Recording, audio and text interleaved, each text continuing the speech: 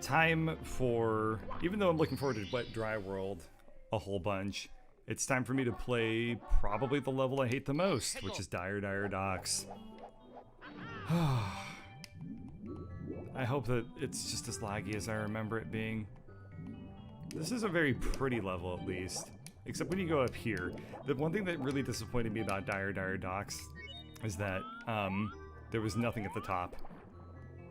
There's just like a bunch of rocks.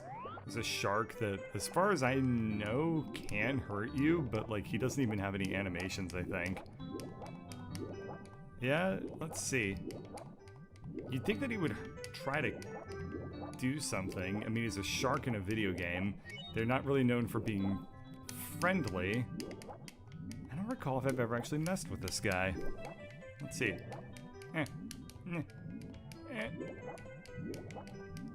No. No, I'm not going to be able to get to him. Okay. That's fine. I don't really need to race that much to get bit. Let's go down and do... let's just beat the level quickly. So the whole point of... Yeah, let's just go get the submarine star. It's really, really fast. All you need to do is get 1 star in Dire Docks, and then it unlocks the boss. So we're gonna do that real quick. Because, I don't know, Jolly Roger Bay is like an amazing water level. I think it's one of the only good water levels in all of Mario. So, that one I don't mind playing whatsoever. But here... Oh. Interesting. They fixed the lag. I think. Yeah, usually in the original, like, coming up into this area, like, your frame rate would go down to, just an incredibly low amount. Like, I want to say, like, 10 or, like, it's single-digit FPS. So, it's good, I guess, that they went ahead and fixed that for the emulation, but also, I was weirdly looking forward to it. I mean, you want to have all the flaws in these old video games, so that's okay. It's okay. Let's go for it. So there's a long way to get through this level, and there's a short way. I'm trying to go for one of the shorter paths through here, which is you just go onto the fin of the submarine. Okay. Come on. Come on. Okay, you go onto the fin of the submarine, and then you need to get some momentum. You need to jump up it the right way. Let's see if I can figure it out. Come on. Go. Nope. Okay, good. Nope. No! Okay. There's still some fast stars in this area. I need to find a... I think I can just go through these for a little bit. Or... I think I just hang out in these, and then as soon as I do 5, that star will appear, so then I need to go to the... I need to go to get the metal cap, which is right over here. I grab that boy, and then we'll fight Bowsy, and then we'll say goodbye to Dire Docks for a while. Boop. The only nice thing about Dire Docks is that it is a really, really fun... the level name is really fun to say. Plus, it's backed up by one of the greatest songs in the entire Super Mario 64 soundtrack. So peaceful. Oop. There we go. I don't know. In my opinion, I think that the water level music in Super Mario 64 is definitely better than even like the Bob on Battlefield track. I think it's fantastic. Did that do it? Okay, so I forgot a... Oh, God, I didn't know that that was a thing. Okay. So, thing that I just learned about Dire Docks. To get the... to get it to move out of the way so you can access the next level, you have to do star number 1. I did not do star number 1, I did star number 4 or something like that. So now I need to actually go back in here and then attempt to get on that damn submarine. I'm gonna give this submarine one more attempt. Then we'll have to do the long way, which is fine. It's not the end of the world to spend 5 minutes of my life playing video games, even though sometimes it feels like it. Oh, it's fine. Okay, let's go up here. Okay, let's get the camera to, okay, camera. Okay, let's go. There we are. There we are. There we go. Come on, come on, come on, come on. No. Damn it. Damn it. I just want this one fucking propeller. Okay, wrong thing. Okay, line it up. Okay. Okay, okay. Okay. Okay, good. Good. Oh. This might be enough. Nope. Shit. Okay, okay. I really don't want to do this the long way because it takes so long to do, like, the intended route here where you have to, like, climb on top of a bunch of things. Yeah, I mean, it is a platforming video game, so I shouldn't really say that as if that's a grand revelation. But trust me when I say it's really, really boring, and I don't want to do it. Okay, come on. No. It's crazy how most of the popular video game music is like 16 or 32-bit shit. Even some best music is some indie stuff with simple melodies. It's true. That's completely true. I think the nostalgia factor for video game music is very, very hard to beat. Okay, awesome. I'm really happy that I was able to find a way around that.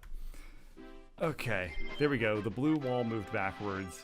That symbolizes Bowser's submarine, leaving us, departing from Dire Docks, so that we never need to worry about the lag ever again. What was I gonna say? The one thing about Dire Docks that like it does have a really cool, fun like level name.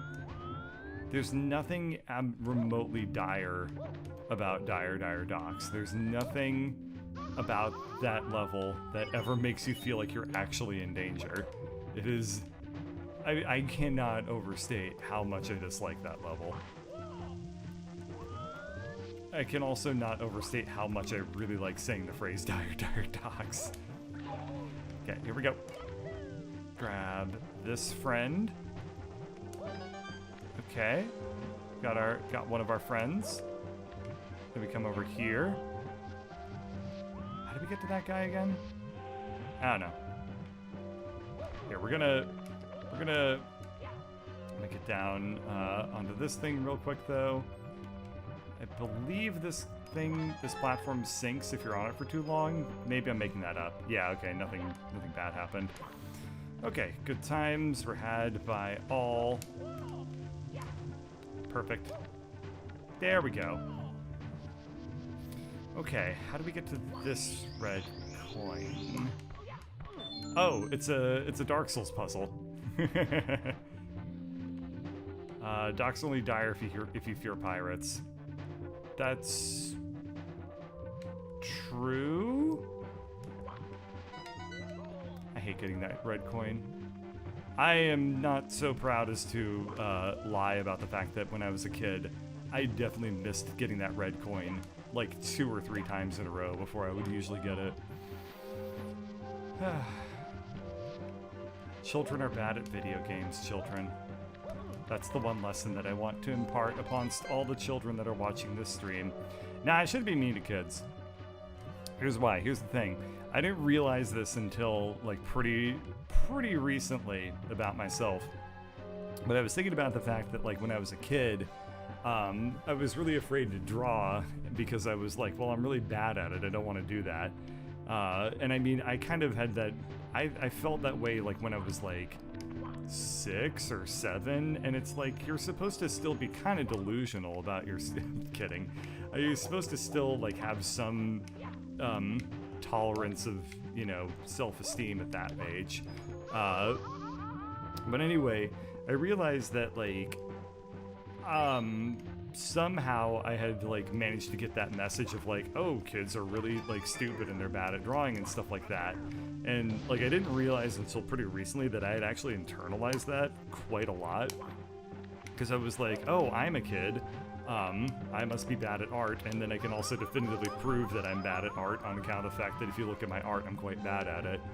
And it was like actually super discouraging. And I didn't really enjoy drawing until, like, I still don't really enjoy it. It's like, I sort of like doing it from, like, an intellectual perspective, but, like, in terms of, like, any sort of emotional fulfillment, it's still really hard for me to get into, like, making art. And I think that it's just because, like, that just is like always there, and that's super rough. So after I like kind of realized that about myself, I decided that I wasn't gonna be like I wasn't gonna like make fun of children anymore, because they can, especially now. Like I was reading an article somewhere that they were a lot of teachers were saying like that parents need to be really careful about like venting about dealing with coronavirus and stuff like that, and like how frustrating it is to like have to deal with like their kids at home and things like that. And I didn't like, that's kind of that's like what prompted all this thinking for me in the first place. But the parents were saying like, yeah, like kids are like super perceptive to that sort of stuff, and like they'll internalize it and they'll feel bad about themselves if you like talk about like them being like a burden and stuff like that. And it was like, damn, that's something I'm gonna actually try to be a lot more sensitive for, because I know that occasionally, I mean, nobody watches my videos, but like if I did happen to have like younger audience members, it's probably a good thing that maybe I don't like dunk on kids all the time if they happen to watch it, because I know that I internalized like messages like that. So now that I'm aware of it, I should probably cut it out. So there you go. You now have to deal with a kindler, gentler, more matured version of me. It sucks, I know, but you know, we'll all get through it. Oh right, this is the part where you're on somewhat of a timer. The long... oh, crap. Oh, no. Okay, I just need to wait here for a tick. Oh, it's on a timer. I thought that the longer you were on this thing, the more it sunk. But no, it's just on, like, some sort of global timer that I'm not gonna make. Damn it. Well, got a couple seconds here. You watch when you can. Yeah, well, I stream when I can, and that's probably rarer than your ability to watch, so... Feels good to be back, though. Really does feel good to be back. I realize that I'm, it's exhausting to do this, but, like, I need to just remember that it's supposed to be fun. Please, for the love of God, give me the red coin. I was gonna say, I need to just remember that it's supposed to be fun. Also, my best friend from high school is, leaving a comment, which is fucking cool. As a new dad, I can say that kids are incredibly intuitive. You spend a lot of time around kids, and they truly are absorbing what you say and do. That leads to them seeing your strain and frustration, and assuming that since their egos driving their decisions, it's always their fault. Yeah, totally. Thank you for dropping in, man. I think about you all the time.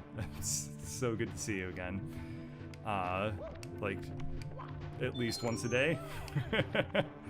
But, you know, life is a huge distraction from all of the other parts of life. So, I don't know, that's another thing that, like, geez, we're gonna do real talk, apparently. So, like, I moved around a lot as a kid, and I mean, like, basically, like, once a year, once every 2 years and stuff like that. So that was kind of hard on me. And it sort of, what it did was I kinda, love you too, brother. It kind of instilled on me this feeling about like all of my like friendships and relationships with people as being a very ephemeral thing. Because I kind of had assumed, like, okay, well, everybody that I know, I'm going to, like, not have my life, or not have them be a part of my life, like, basically at a moment's notice.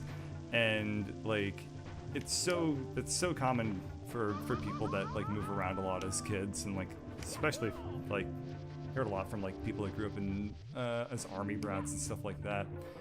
But it's true. So, like, if you're like me, what happens is you form a whole bunch of friendships. If you're like a very outgoing person, you'll form a whole bunch of friendships, and you'll be like friendship is great. I love having friends. I hope to have friends for forever.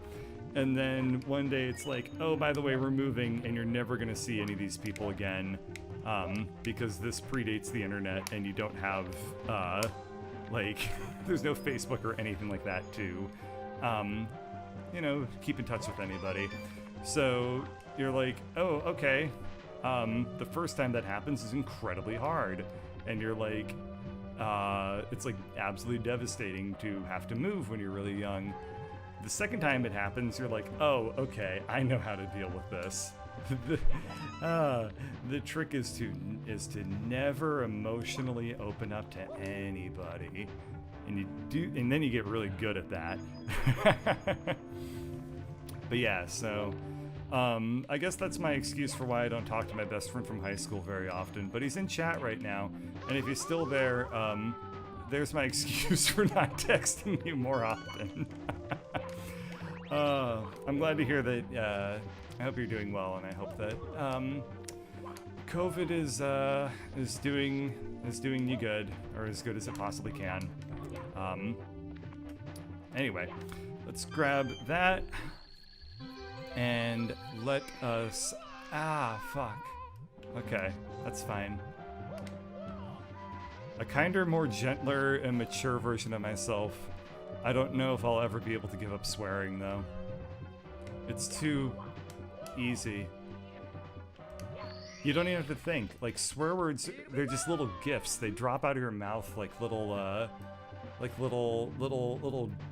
gifts that you don't have to think about. It's you have to catch up. Hell yeah, man.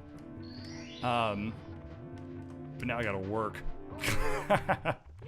Okay, let's wrap this level up. Now, sometimes I think, oh gosh. Oh, at least I never have to grab the red coins again after I've done this. Let's go into fighting with Bowser with 1 health. What's the worst that can happen? Now, I feel like someday I'm gonna have to stop swearing, presumably when I come into possession of a child. So when that happens, generally speaking, I've heard that children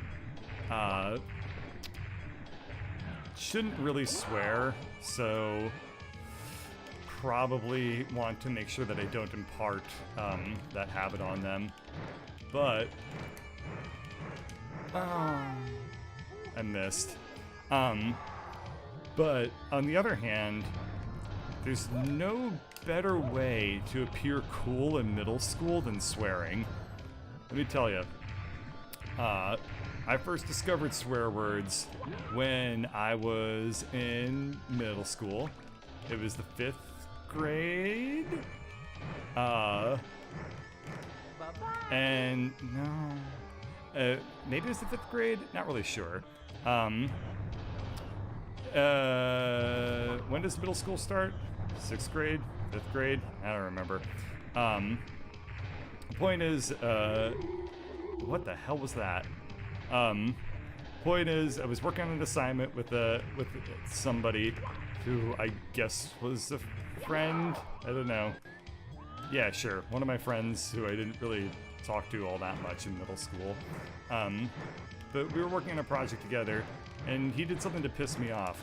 So, I just turned to him, and I was like, hey man, you're really pissing me off right now. And he looked at me with a look on his face of like pure shock. And he was like, you shouldn't say that. And I was like, what? Why? And he was like, he was like, that's like, that'll get you in trouble. Don't say that in front of the teacher. And I was like, what? Why? And he was like, why don't you go up in front of the teacher and say it right now? And I was like, I'm not gonna do that. That feels like a trap. But in my mind, I didn't actually realize that swear words were really all that different from regular words. So then, when I realized that his reaction was one of like, oh, this is forbidden, I was like, I'm going to be a middle schooler about this, and I'm going to swear now because it's cool, and it's like edgy and forbidden. And that's pretty much the end of the story. I just started swearing now, and that never really let up. So that was how that all began. I never dropped a solid F-bomb until maybe high school though. Never did that because I feel like there were certain swears where there's like a gradient, right? Like you shouldn't swear at all when you're a kid, and then when you're in middle school, you like unlock the next level of swears, which is like crap, piss, damn, hell, I guess. And then when you get to high school, that's when you level up again. That's when you unlock like the F-bomb. Well, that's mostly it. I don't think I actually swear other than that. Say poo babies, but that's not really a swear.